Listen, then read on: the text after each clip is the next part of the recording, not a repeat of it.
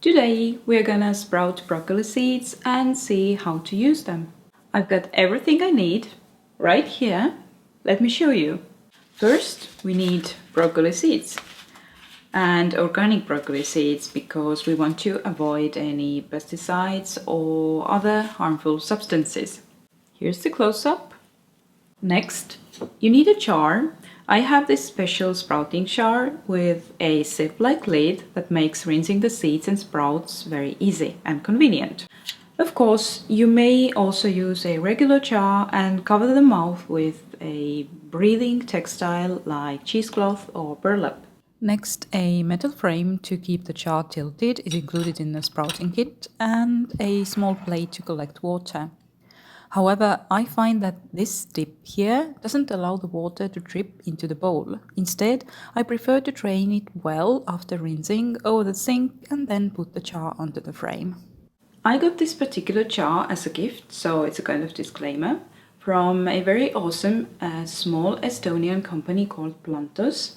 They grow sprouts and microgreens and sell the seeds and accessories as well. I'm not sure if they deliver worldwide, that's why I'm gonna link to some internationally available products down below. So let's start. Throw 2 tablespoons of broccoli seeds into the clean jar. Then add water and mix it through to separate any seed clumps. Cover with lid or cloth and let soak for 12 hours. Drain the seeds and rinse with clean water. I like to do it twice after soaking.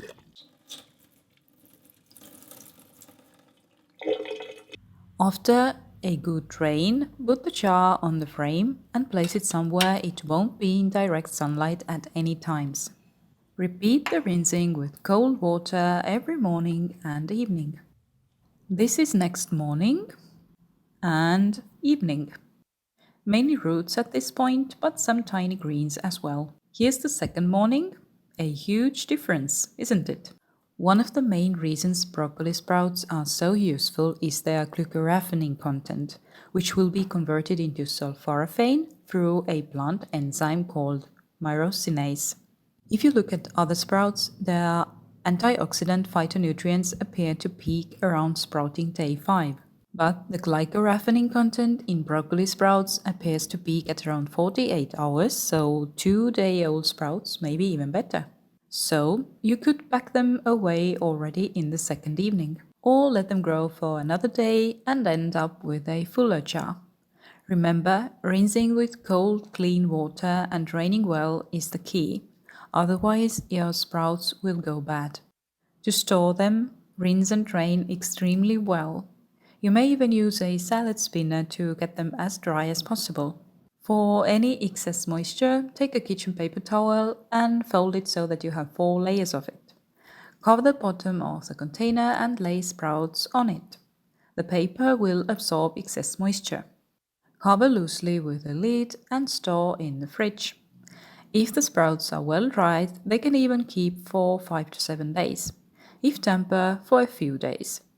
You can also replace the paper with a dry one the next day or whenever it becomes damp. Anyway, you'll use them up pretty quickly. Here's how. Add them to your salads or any other meal really, on top of curries, soups and stews as well. They also make an excellent addition to hummus sandwich, a perfect tangy bite to complement the rest.